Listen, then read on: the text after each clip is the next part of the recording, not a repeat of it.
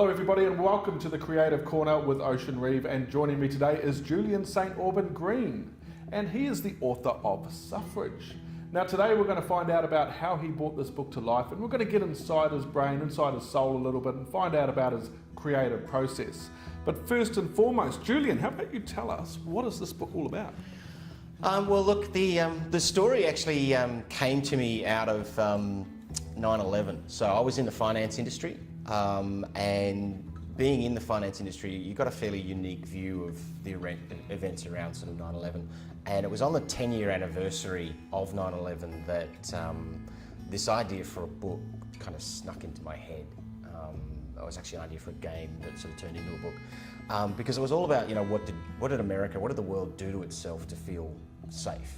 You know, and so my book's really sort of centered around the themes of, you know, freedom and control. What are we prepared to do? You know, what are the choices that we make in life? So my book is set, it's a science fiction fantasy series. So this is the first book of the series. So I basically explore those themes within it. And I don't, as you can probably tell, I don't like to give sort of spoilers away, but because there's a couple of, you know, really good ones in there, a couple of very, very revealing moments in there. So please feel free to ask me questions, but not nice broad ones like that. We won't dig too deep into the story. All right, okay. Okay, can you tell us about some of the challenges you've faced in bringing the book to life in the publishing journey? Publishing or the creative challenge? Oh, let's look at all of it. I think the creative journey has its challenges. What are some of yours? So the creative challenge that I had in my book was you know, thinking that I was in control. And it's actually the characters that are totally in control. Once they embed yourselves in your head, and so when I was doing the first big sort of main revision rewrite on the book, I decided I want two characters to meet. You know, these two characters need to meet in the first book, and then they liked each other, and I was like, "What? You can't just put it." And yeah, it was a really, you know, odd feeling that they said, no, we're totally doing this. Get stuff. You're just the author, you know. And so that was it actually sort of stopped me in my tracks, and I had to sort of sit there and think for 3 weeks, what does this actually mean, not just for this book, but for, you know, the rest of the series, and how does it tie in? What was my subconscious telling me, basically? I've learned now to just sort of roll with it when it happens. But yeah, it's the characters that are doing their thing. It's not the author. We're just the conduit. Okay, so that was challenging in the sense on the creative flow. What you envisioned wasn't really mapping out how you planned. Because I'm a big planner. I'm a meticulous planner, and of course, you know, like any battle plan, it's only as good as when battle starts, and then it gets thrown out the window, and you have to make a new plan. I've planned. I mean, I've already written the end of the books, and that's, you know, 4 books away. So I know I've got a target to aim for. I know where I'm going. In all of them, and you know, my aim is to have at least 1 book out a year. Cool. Meticulous planner, but the characters come along and kick sand in my face. And with the publishing and now in the promotion journey, any challenges that you face that you would like to instill on the people that are watching, that are thinking about doing this? Look, there's always going to be challenges. Anytime you try and bring something to life, there's going to be obstacles in your way. And I think, you know, just the important thing to realise is it's just an obstacle. It's just one more thing you have to climb over. That's the sort of view I take. This is, you know, I've got a motto that, you know, I want to live in, with, through and from words. And I'm not going to let anything stop me from doing that. So, you know, any obstacles that you face, you've just got to go, oh, that's an obstacle, I'll just get over that. And keep going, because it's your dream, it's your passion, it's what you want to do.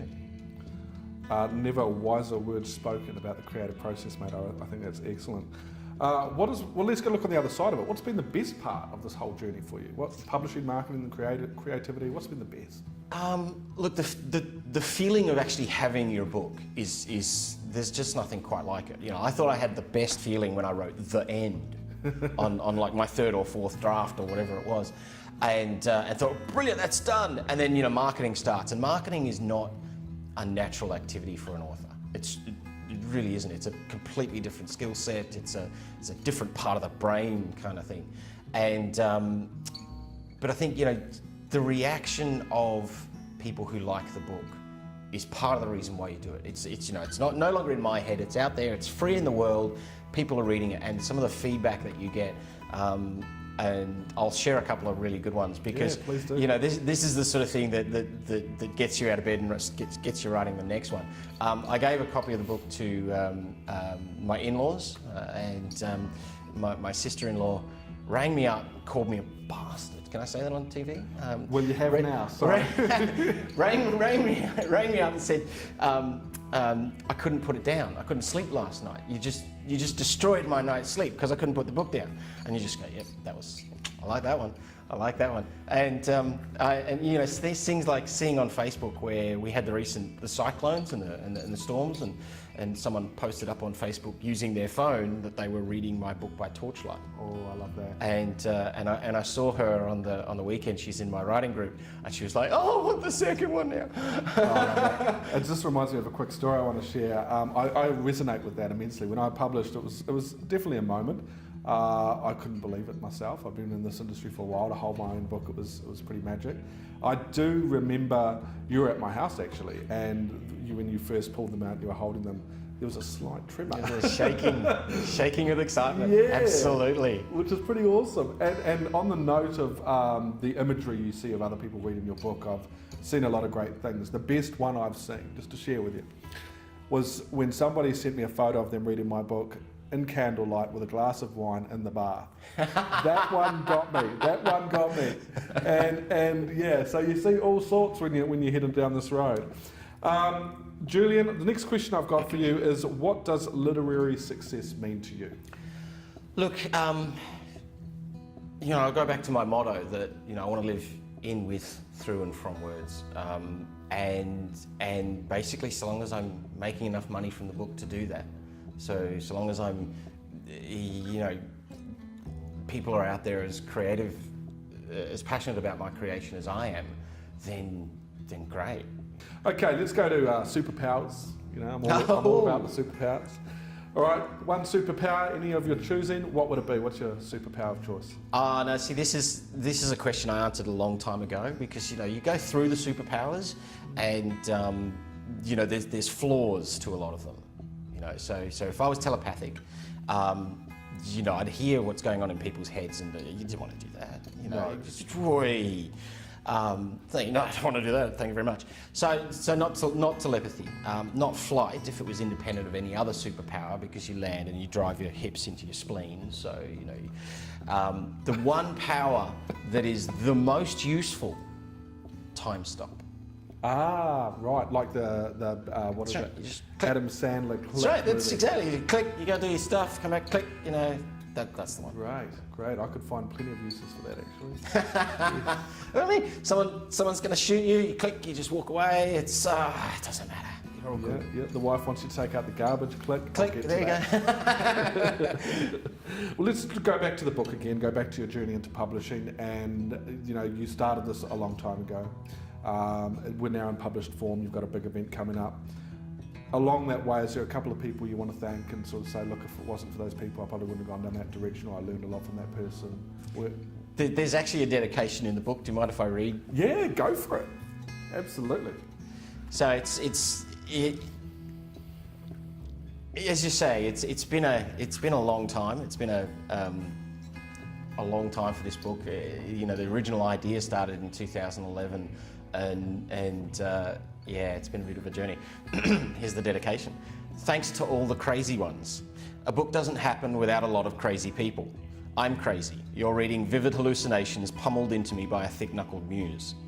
These people who first helped me with these ideas are wicked crazy. Kay, Andrew Four, Carolyn Rhodes, Jake Anderson, Matt Helm, and Brandy Thorne. These two who convinced me that it was worth pursuing was drunk camping crazy, and that's Damien Tan and Jason Frew. These people who helped me when I thought I couldn't do it, special writer crazy, Brisbane NaNoWriMo, creative writing group, Melanie Edmonds, Jay Stevlin, Finn McRae, Jennifer Britton, Mary Bright, Matt Hellscream. And finally, these people who had to live with my crazy, Big Love Crazy, Peter and Jessica. And to all you crazy people who liked the book enough to champion it out into the world, thanks. I couldn't have done it without you. Wow. I think that epiphemizes what crazy is, doesn't it? It really is within the pages of this book and inside the brain of the author, and it's a good crazy. It's a good crazy. Yeah, totally. Where can people buy a copy? Well, you can get one through the website. So if you're wanting one of the physical hard copies, you go in the running for the artwork that the cover is actually based on. And that's something I'm planning on doing for every book, having a piece of art, an actual physical piece of art that you hang up on the wall, done as the basis for the covers. So if you buy through my website, which is www.juliangreenauthor.com, and you buy through there, you go in the running, you get one of the first, so long as you're one of the first 1,000 people to buy the book. Which is, there's still space, so physical book. If you can also buy it through Amazon, so you can go on Amazon, search for Suffrage, the World Keys, because if you just search for Suffrage, you'll get all the suffragette and women's suffrage stuff. So search for the World Keys, yeah, you can buy it through Amazon. Fantastic, man. I want to thank you very much for coming in and sharing your journey of bringing this book to life, and also some creative insight from you as a person. You are crazy, my friend. I know. But it is a good crazy. It's a good crazy. So thank you very much, and thank you guys for watching. We'll see you next time on the Creative Corner.